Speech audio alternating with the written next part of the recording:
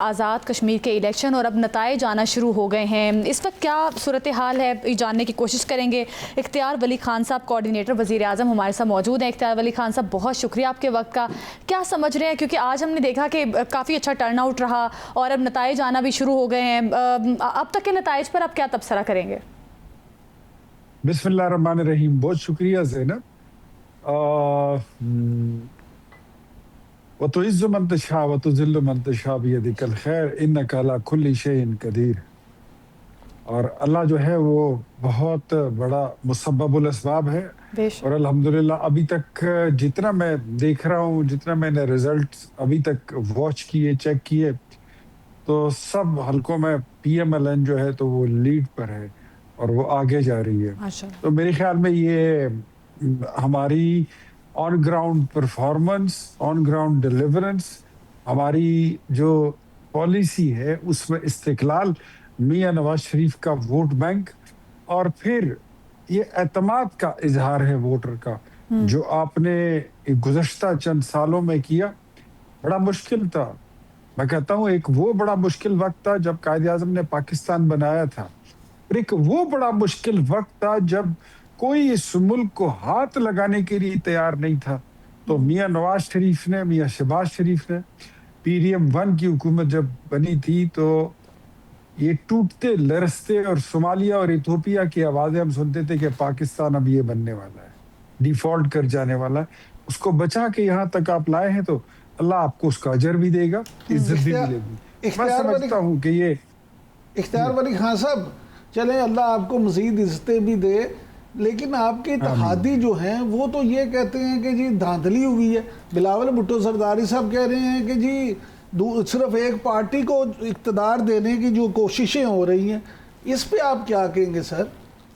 गिलगित बल्तिस्तान में हम देर से जागे, हमने अपने कैंडिडेट्स लेट फाइनल किए, हमने अपनी कैंपेन लेट स्टार्ट की और बिलावल साहब अच्छा खेले, टाइमली खेले, वो जीत गए और हमने उनको उसी दिन मुबारकबाद दे दी थी, रात भी नहीं गुजरने दी थी। तो बिलावल साहब जो है उनको भी he should have the sportsman spirit, और ये गट्स होने चाहिए कि जब आप जीत जाते हैं तो उसका जश्न मनाते हैं, जब हार जाते हैं तो फिर हार तस्लीम भी करनी पड़ती है। मुझे इस बात की समझ नहीं आ रही, मैं इस बात को समझ नहीं पा रहा कि किस तरह ये हो सकता है। तो बिलावल साहब जो है तो हम ये समझते हैं कि ये जो मामला थे ना, ये आप खुद जीत जाए तो ठीक है, हार जाए तो गलत है, और फिर नताइज को तस्लीम ना करना, मेरे ख्याल में ये माजी में इमरान खान साहब किया करते थे। मुस्लिम लीग नून और पाकिस्तान पीपल्स पार्टी जैसे मैच्योर पॉलिटिकल पार्टीज को ये सूट नहीं करता। और मैं एक्सपेक्ट कर रहा था कि बिलावल साहब आज इलेक्शन होंगे और वो अगले दिन हमें मुबारकबाद देंगे। मैं तो ये एक्सपेक्ट कर रहा था। देखिए इख्तियार वली खान साहब, अब इख्तिलाफात बढ़ेंगे नहीं फिर नून लीग के और पीपल्स पार्टी के, क्योंकि ये कहा जा रहा था पीपल्स पार्टी की जानिब से कि अगर हमारी शिकायत का अजाला ना किया गया तो हम तो इलेक्शन को नहीं मानेंगे। तो फिर अब आपको नहीं लगता कि इख्तिलाफात अब पीपल्स पार्टी और नून लीग के दरमियान बढ़ रहे हैं? देखें, अब इख्तिलाफात हो या इत्तेहाद हो, वो at the cost of PMLN के वोट बैंक पर हो और उनकी जीत पर हो, तो ये फिर क्या इत्तेहाद हुआ? ये तो फिर ब्लैकमेलिंग हुई, ये तो फिर आप बाजू मरोड़ने वाला काम कर रहे हैं कि मतलब हमने फेडरल में आपको सपोर्ट किया है, अब हम जीते या हारे लेकिन आप हमें जिता लें। नहीं, लेकिन इख्तियार वली खान साहब आपका बैठा हुआ है कश्मीर में, वजीर आजम आपका है, सदर आपका है, हुकूमत आपकी है, DC आपका है, DPO आपका है। हाउ कम आप कैसे कह सकते हैं कि आपके साथ धांधली हो रही है? लेकिन कैसे कह सकते हैं? इख्तियार वली खान साहब, गुजारिश ये है कि उसमें पहले से अगर आप देखें पाकिस्तान में बीइंग अ फॉरवर्ड पॉलिटिक्स, मैं तो जितने भी इलेक्शन हुए हैं, आज़ाद कश्मीर हो या गिलगित बल्तिस्तान, तो वहाँ पे वही जमात जीतती है जो वफाक में जिसकी हुकूमत होती है, क्योंकि वो वोटर को भी पता है कि अगर मेरी जमात, ये वाली जमात जीतेगी तो मेरे मसाइल हल होंगे, फंड्स मिलेंगे, चीज़ें होंगी। लेकिन बहुत सारे एनालिस्ट का ये मानना है कि पीपल्स पार्टी का आज ये मौक़िफ़ इख्तियार करने की बुनियादी वजह ये है कि उस वक्त तरमीम में वोट लेने के लिए गिलगित बल्तिस्तान में उनको प्लेट में रख के सीटें दे दी गई इसलिए वो ये समझते हैं कि आज़ाद कश्मीर में भी उन्हें उसी तरह से मिलनी चाहिए थी। क्या वाकई ऐसा है? मेरे ख्याल में जो गिलगित बल्तिस्तान वाला इलेक्शन है, उसमें हमारी नरमी जो थी वो हमारे इत्तेहादियों की आदतें खराब कर गई, और वो नरमी अगर हम ना दिखाते तो शायद हमारे इत्तेहादियों की आज इस तरह की सूरत हाल ना होती और वो इस तरह की आदतें उनकी खराब ना होती। तो गिलगित बल्तिस्तान में हमने जानबूझ के कुछ थोड़ी सी चीज़ों को हमने लीनियंट लिया था और लेना नहीं चाहिए था। तो बहरहाल अब वो एक अलग पार्टी, हम अलग पार्टी हैं, वो इलेक्शन लड़ेंगे, हम भी इलेक्शन लड़ेंगे। इत्तेहाद जहाँ ज़रूरी होगा और वो म्यूचुअल कंसेंट से होता है, इत्तेहाद इस तरह ब्लैकमेलिंग से नहीं होता। बिल्कुल। अच्छा सर, मेरे ख्याल में बिलावल साहब को सर ख्वाजा आसिफ साहब तो कहते हैं कि पीटीआई ने भी पीपल्स पार्टी की मदद की है। क्या वाकई वहाँ ऐसा महसूस हुआ आपको?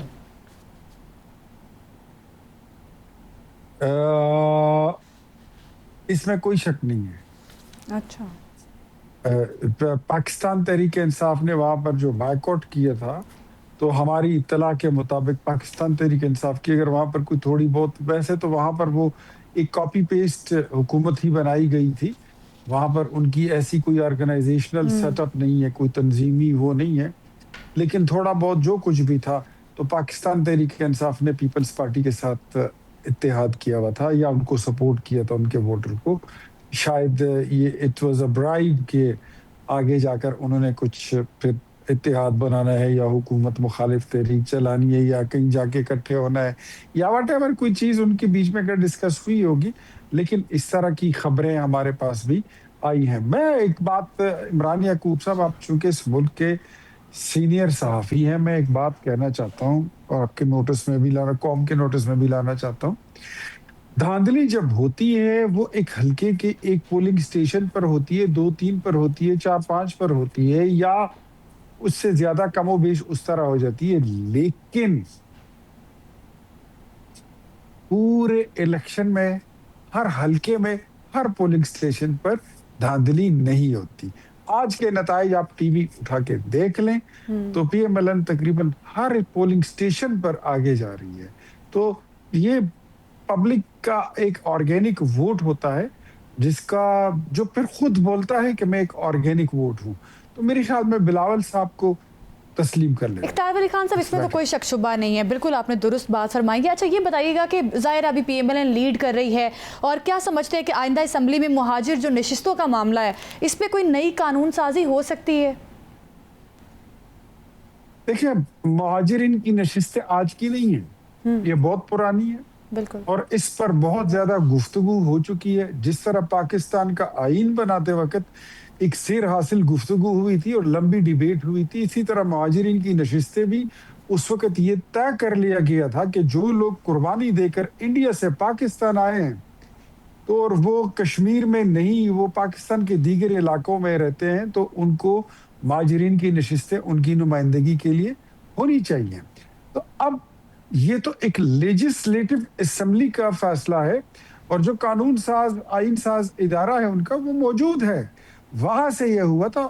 इस पे वहीं पर डिबेट हो सकती है, और अगर कोई चेंजेस आएंगे तो ये वहीं से आएंगे। इधर बाहर से बैठकर कोई जैक शेक या कोई इस तरह कोई जो है ना, कोई टूटे तीर वाले, टूटे कमान वाले उठकर ये फरमाइशें अगर शुरू कर दें कि ये नशिस्तें खत्म कर दें, वो नशिस्तें खत्म कर दें, ये नहीं होगा। फरमाइशी प्रोग्राम नहीं चलेगा जी।